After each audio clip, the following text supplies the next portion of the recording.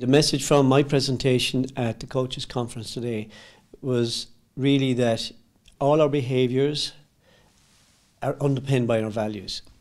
So whether we actually, in the way we communicate or say something to a player, and that reflects a value that we have deep inside of us.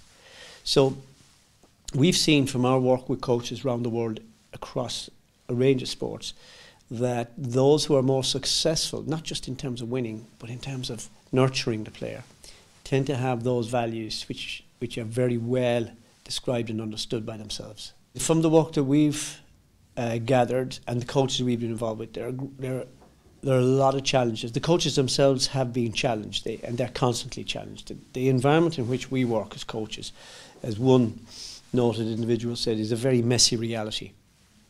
And that messy reality needs some underpinning principles. The president even this morning says, keep them few, keep them few, but keep them well defined and stick with them.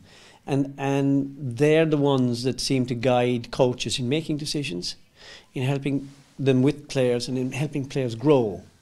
So the values in those are all the simple ones that we all know so well.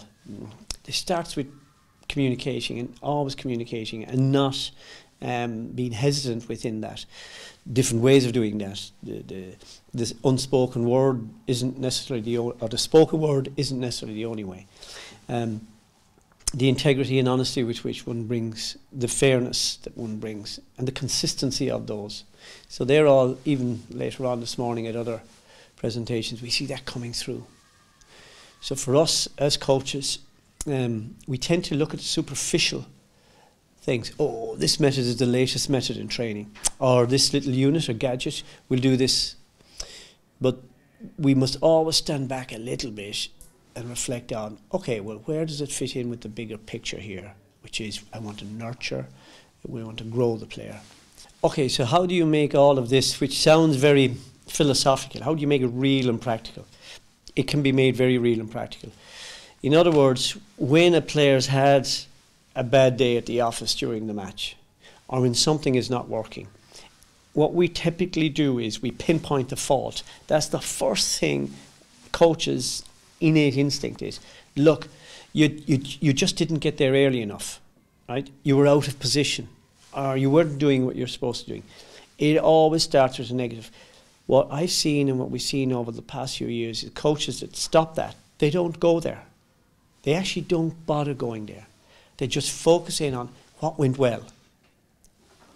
Now, we have the sandwich approach, which is always there. You know, praise, then get to the core or the meat of it, and then finish with the praise statement again. Now, that won't do any wrong or any harm.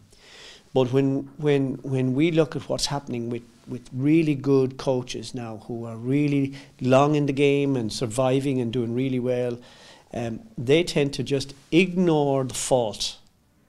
Now that's a big statement. Ignore the fault. That takes a lot of well, the traits of, okay, let me not be rash and hasty in how I now interact and give feedback to the player. Let me give that feedback in a very, very positive way first. And let me say, it was a great move that you made to get out in front of the player there. Well done. Pinpoint that very positive. Now, is there something that could have been done later on in the game? Think about it. We don't need to come up with a solution. Now, if I can then help that player, that's how I'm helping him. But on the next step, for me as the coach, once the player senses, yeah, I think I need to work on that, now I'll help him with the strategy. What can we do now? So we brought him on this little bit of a journey. It's taken a bit more time. It hasn't been a rash or hasty, I want to pinpoint the fault first, and that's it. So that's the kind of interaction and coaching style that we see is really, really productive.